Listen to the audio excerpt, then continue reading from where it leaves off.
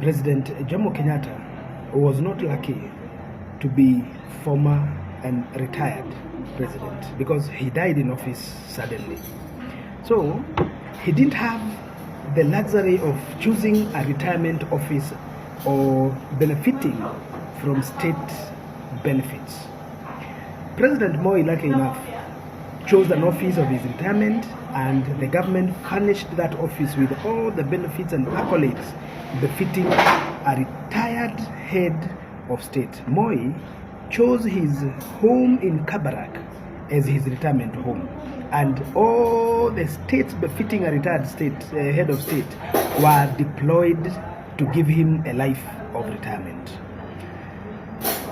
Moi Kibaki, because he was a man of his own character, decided that he would only retire in a quiet and serene place outside his home, and chose one of the most highly rated diplomatic enclaved home in Nyeri as his retirement home. The government procured that home and put all the necessary state requirements to keep him comfortable in retirement.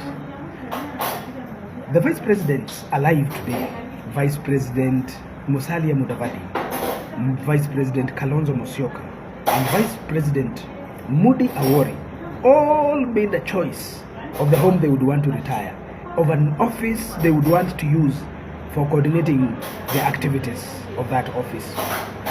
There was no problem. There was no argument. Successive governments did not criminalize these two politicians, these three vice presidents, and they provided them what the constitutional mandate required of the government.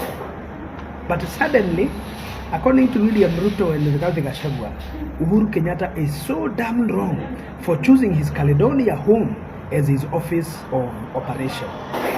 They have starved him of all the necessary state benefits to an extent shamefully that President Kenyatta is fueling his cars and paying his servants.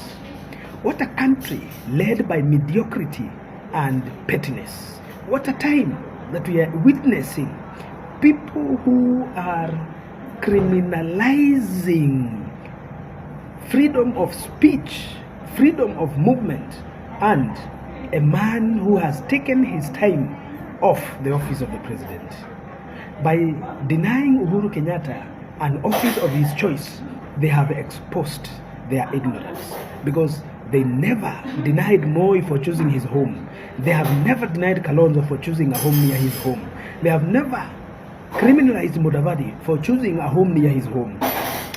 But Uhuru Kenyatta is certainly so wrong. I want to take this opportunity to condemn with the strongest terms possible under in the literature the government of William Ruto for mistreating, mishandling, and mistaking the office they hold as personal affairs, and acting in a manner so belligerent, in a manner so embarrassing that the nation is bleeding under such a disgraceful action orchestrated by government. If the government of William Ruto cannot see the sense in doing its constitutional mandate as guided by President's Retirement Benefits Act, I would want to ask him to remember, if God give him long life, he is going to be a retired president soon. If not 2027, maybe 2032.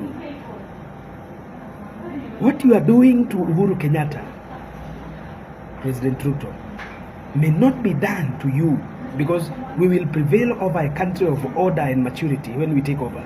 But the guilt shall follow you unto the grave, because as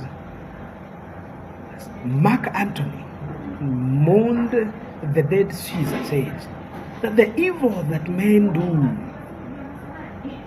goes to them and to the grave. It is not too late. Rescind your mistake and do the constitutional duty and free the president's retirement. It is shameful, and this country will not support such an act of chaos and disorder.